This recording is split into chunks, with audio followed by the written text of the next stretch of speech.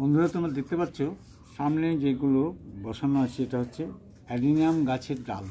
গত বছর আমি বসিয়েছিলাম এগুলোকে, ঠিক ওই যখন কাটিং করেছিলাম গাছগুলোকে, মানে প্রুনিং করেছিলাম অ্যাডিনিয়াম গাছগুলোকে, তখন এগুলোকে বসিয়েছিলাম বালি এবং অল্প মাটির মধ্যে দিয়ে। মানে বালির ভাগ ছিল প্রায় 80% আর 20% ছিল মাটি। তো থার্মোকলের একটা আমার পড়েছিল, মানে একটা এসি যখন এসেছিল তখন ওই একটা বক্স ছিল, তো বক্সটাকে আমি কাজে লাগিয়ে দিয়েছিলাম। তো বক্সটার মধ্যে এগুলো ভরে, এরকম বুঝতেই পারছো, হ্যাঁ। তো সেটার মধ্যে এরকম এটাকে কাজে লাগিয়ে দিই, দেখলাম হ্যাঁ সুন্দর গাছগুলো হয়ে গেছে। তো আমি দেখাবো এবার এই গাছগুলোর মধ্যে কীভাবে এই গাছগুলো লেগেছে এবং গাছগুলোর কাছকে আমি তুলে নেবো এবং একটা একটা করে টবে ওদের বসাবো। তো দেখবো যে এই যে ডাল থেকে এদের যে কর্ডিয়েক্স, আমরা তো অনেক সময় বলি যে ডাল থেকে কর্ডিয়েক্স হয় না, কিন্তু এর নিচে দেখবো শিকড়টা কীরকম ডিজাইন নিয়েছে। তো শিকড়টা যদি ভালো ডিজাইন নিয়েছে তাহলে তো ভালো, আর যদি না নিয়েছে তাহলেও ভালো। আমি এখন দেখবো যে কেমন কি হয়েছে। যদি ভালো ডিজাইন যেটা হয়ে যাবে সেটাকে আমি কিন্তু আলাদা করে তোমাদের দেখাচ্ছি। দেখো, এটা মনে হয় ভালো ডিজাইন হতে পারে, এটার গ্রোথনেস দেখে মনে হচ্ছে। দেখা যাক। হ্যাঁ, এখন অনেকটা শিকড় নিয়ে নিয়েছো মাটির সঙ্গে, তো একটু তুলতে অসুবিধা হচ্ছে। আমি একটা হেল্প নেবো কী করে তোলা যায়। হ্যাঁ, দেখা যাক কতটা গভীরে চলে গেছে শিকড়। হ্যাঁ, ভালো গভীরে গেছে বেশ একদম। আমি কাঁচির সাহায্য নিলাম, সামনে যেটা পেলাম আর কি। তো এটা দেখা যাক কী অবস্থায় এসছে। মানে হ্যাঁ, প্রচুর শিকড় টেনেছে, প্রচুর শিকড়। একটা স্বাভাবিকভাবে তোলা যাচ্ছে না। ও হ্যাঁ, বুঝেছি।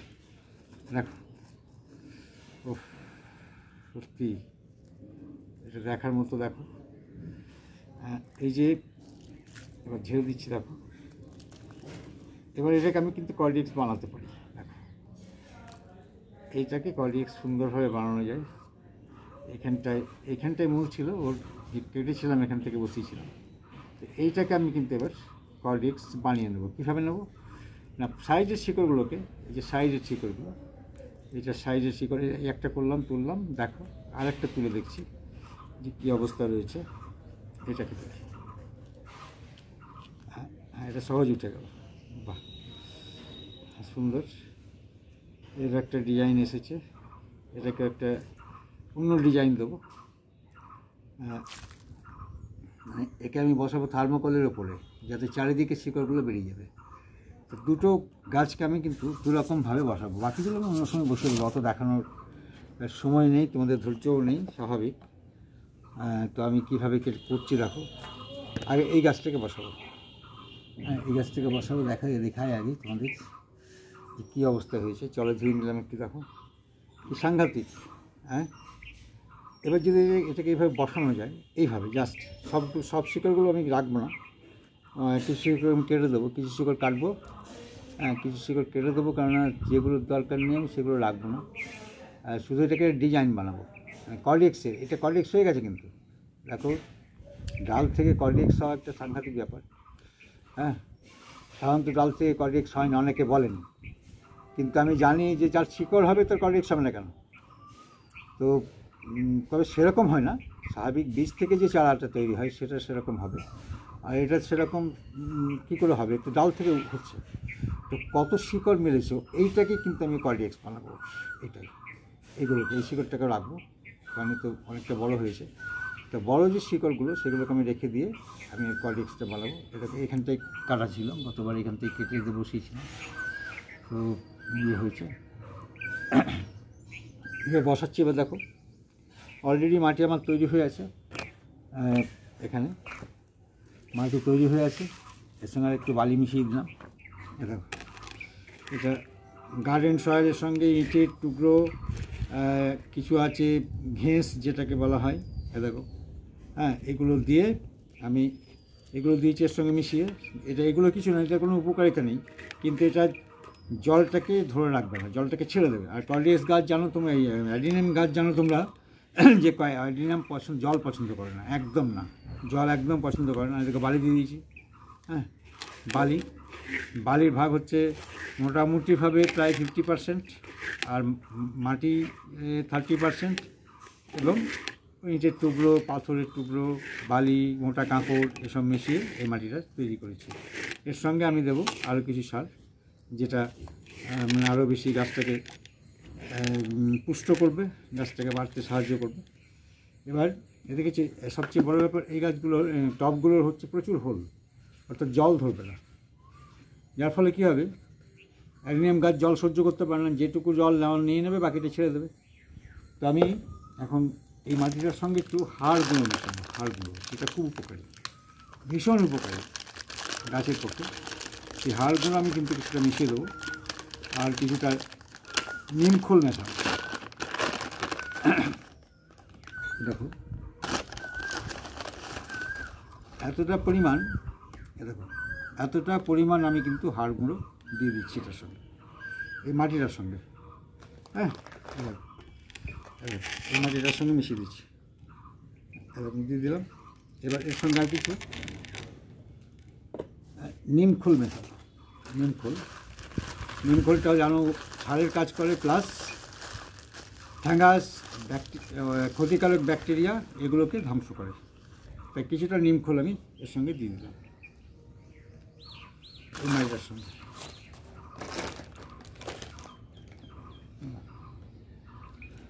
দরকার নেই, মাটিটা একটু কমিয়ে দিই।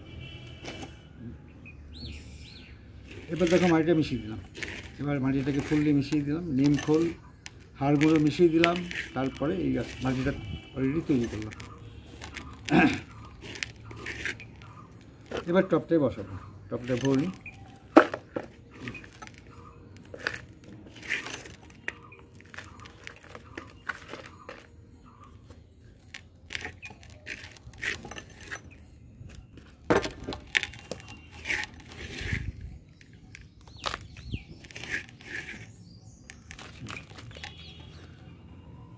এরপর কী করবো, গাছটা, যে গাছটা আমি নিলাম, এই গাছটাকে এইভাবে বসাবো। জাস্ট ও মাটিটাই টাচ হয়ে থাকবে, একটু মাটিতে টাচ হয়ে থাকবে শিকড়গুলো। আর শিকড়গুলো যখনই মাটিতে টাচ পাবে তখন আস্তে আস্তে, অর্থাৎ কর্ডিএক্সটা যেভাবে আমি তৈরি করতে চাইছি সেইভাবেই কিন্তু কর্ডিএক্সটা তৈরি হবে।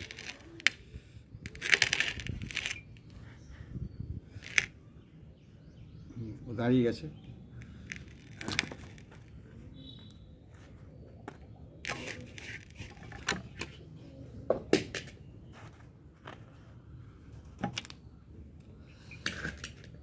সাইডগুলো জাস্ট আমি মাটির একটু সংস্পর্শে রাখবো, খুব বেশি মাটি দিলে হবে না, কারণ আমি তো তৈরি করতে চাইছি ওকে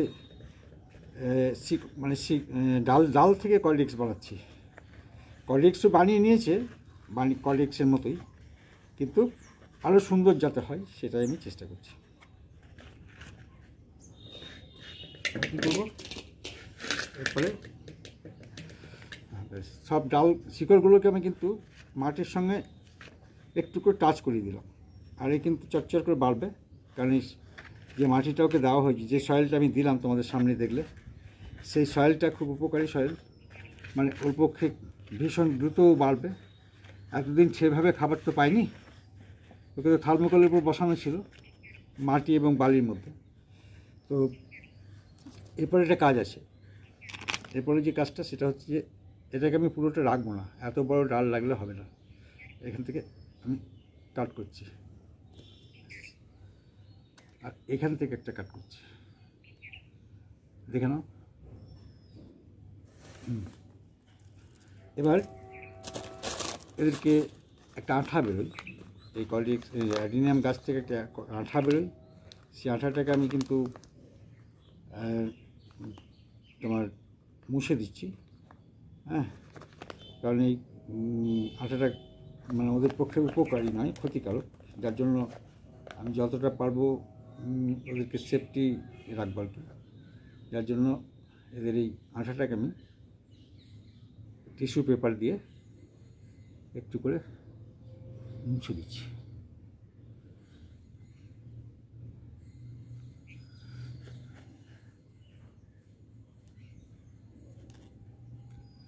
এই মুছে দেওয়ার ফলে হবে কি, ওর যে আঠাটা বেরোলো, আর টিস্যু পেপারটা যেন একদম পুরো পরিচ্ছন্ন একটা পেপার, এটা কোনো ফ্যাঙ্গাস আক্রমণও হয় না, কিছু না, খুব সুন্দর মেডিকেটেড। বেশ, এটা হলো। বেশ, এরপর আমি যেহেতু ওকে কাটাকাটি করলাম, ডালগুলো পুলিং করলাম, সেই জন্য আমাকে আরেকটা কাজ করতে হবে, যেটা হচ্ছে যে জায়গাগুলো আমি কাটলাম সেই জায়গাগুলোতে আমাকে একটু ফ্যাঙ্গাসাইড লাগাতে হবে। ফ্যাঙ্গাসাইড না লাগালে কিন্তু গাছটা মানে পচন হতে পারে, গ্যাংগ্রিন হতে পারে। আর গ্যাংগ্রিন হলে কি হয় সেটা আমি তোমাদের দেখাচ্ছি। আমার একটা গাছ এরকম হয়ে গেছে, দেখার যত্ন হয়নি ঠিকমতো, দেখা হয়নি, আড়ালে ছিল, গাছের ফাঁকে মধ্যে ছিল গাছটা। অনেক অ্যাডিনিয়াম গাছ আছে তো, যার জন্য আমি ঠিক যত্নটা নিতে পারিনি, সেটা স্বীকার করছি। হ্যাঁ, নিয়ে দেখছি যে গাছটা গ্যাংগ্রিন হয়ে গেছে, গ্যাংগ্রিনে শেষ করে দিয়েছে ওকে একদম। দেখো অ্যাডিনিয়ামের গ্যাংগ্রিনটা কেমন সেটা আমি তোমাদের দেখাবো, যে কীভাবে ক্ষতি করতে পারে গাছের।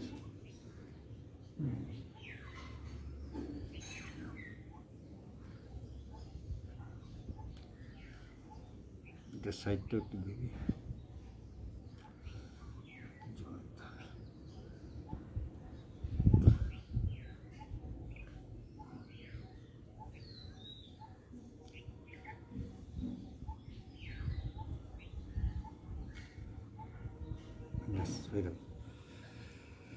এরপর যেটা দেখাচ্ছি গাছটা, যে গাছটাকে বললাম যে গ্যাংগ্রিনে কি ক্ষতি করে, এই যে গাছটা দেখছো সুন্দর কর্ডিয়েক্স হয়ে গিয়েছিল, আমি লক্ষ্য করিনি, দেখছি যে টবের মধ্যে গাছটা কিরকম যেন পাতাগুলো শুকিয়ে যাচ্ছে, আজকেই নজর পড়লো আমার। তো দেখছি যে গোনাটা অলরেডি শেষ হয়ে গেছে। দেখো দেখো কর্ডিয়েক্সের গ্যাংগ্রিন রোগ কীরকম, দেখো মানে অ্যাডিনিয়ামের গ্যাংগ্রিন কি ক্ষতি করে আর কি, পুরো গাছটাকে শেষ করে দিয়েছে, পুরো শেষ একদম। এইটা হচ্ছে অ্যাডিনিয়ামের সবচেয়ে বাজে রোগ। হ্যাঁ, একদম পুরোটাকে শেষ করে দিয়েছে। হ্যাঁ, প্রথম কিচ্ছু বুঝতে পারবে না, ঘোড়া পচলে পড়ে প্রথমে তোমাকে কিচ্ছু বুঝতে দেবে না। ও পড়তে শুরু করে যখন, ও ডালগুলো প্রথমে কিচ্ছু জানাতে দেবে না। ও করবে কি, আস্তে আস্তে পাতাগুলো যখন মরে যাবে তখন তুমি বুঝতে পারবে যে গাছটা শেষ। কারণ অ্যাডিনিয়াম গাছের প্রাণশক্তি প্রবল, সে প্রবল প্রাণশক্তি সত্ত্বেও কিন্তু এ বাঁচতে পারেনি। হয়তো আমার যত্নের ত্রুটি ছিল, আমার দেখার অভাব ছিল, সত্যি গাছটাকে আমার দেখা হয়নি, গাছটা কীভাবে পচন হয়ে গেছে। দেখো একটা ভালো গাছ আমার মরে গেছে। খুব কষ্ট হয় যখন সেই গাছগুলোকে যত্ন করে বড় করি। তাহলে প্রায় 1.5 বছরের গাছ, এটা চারা থেকে তৈরি, তো এত যত্ন করে রেখেও বাঁচাতে পারলাম না। আমার ত্রুটি এইটাই, সেটা স্বীকার করে নিতে হচ্ছে, কিছু করার নেই। তো এইভাবে পচে যায় এবং গাছ শেষ হয়ে যায়। তুমি প্রথমে বুঝতে দেবে না, প্রথমে পাতা দেখে তুমি বুঝতে পারবে না হ্যাঁ গাছটা ঠিক আছে। এবার তুমি তাকে হয়তো কোনো কারণে বেশি জল পড়ে গিয়েছিলো, বা কোনো কারণে যে হোলটা থাকে সেই হোল দিয়ে জলটা বেরোতে পারেনি, জ্যাম হয়ে গিয়েছিলো দিয়ে, যার জন্য অতিরিক্ত জলেই কিন্তু এটা হয়। যার জন্য খুব সাবধান, খুব বেশি জল অ্যাডিনিয়ামকে দেবে না।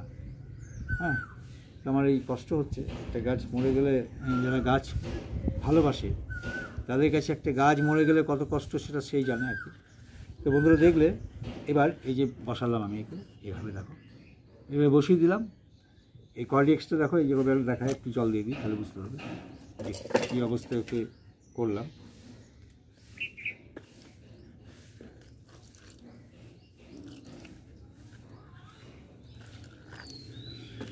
এই যে জল দিলাম, হ্যাঁ দেখো ওর কর্ডিয়েক্সগুলো কিন্তু আমি বের করে রেখে দিয়েছিলাম, সব কর্ডিয়েক্স কিন্তু আমি বের করে রেখে দিয়েছি, কোনোটাকেই আমি কিন্তু ছেড়ে দিইনি। সমস্ত শিকড়গুলোকে মাটির সঙ্গে সংযোগ ঘটিয়ে দিয়েছি, সমস্ত শিকড়কে। এইভাবেই ও কিন্তু নিজেই কর্ডিয়েক্সটা তৈরি করবে, সুন্দর। তবে চারা গাছের মতো অতটা সুন্দর হবে না, এটা অন্য ধরনের কর্ডিয়েক্স একটা তৈরি করবে। এবং কর্ডিয়েক্সটা মোটামুটি আমি একে বর্ষার আগে আরেকবার তুলব, বর্ষার আগে তুলে আরেকটু উঁচুতে বসাবো, আরেকটু উঁচু করে বসাবো, তখন দেখা যাবে যে ডিজাইনটা একটু নতুন ধরনের নেবে। তো বন্ধুরা দেখলে যে কীভাবে আমি এটা করলাম। তো এভাবে তোমরা চা তৈরি মানে কলিক্স তৈরি করতে পারো ডাল থেকে। হ্যাঁ, যে ডালগুলোকে আমরা কেটে ফেলে দিই সেই ডাল থেকে করতে পারো। তো তোমাদের ভিডিওটা দেখলে, ভিডিওটা যদি দেখে ভালো লাগে তাহলে অবশ্যই লাইক, কমেন্ট এবং শেয়ার করবে। আর নতুনদের তো বারবার বলি আমি যে তোমরা সাবস্ক্রাইব করে আমার পাশে থাকবে। অনেক ধন্যবাদ, খুব ভালো থাকবে।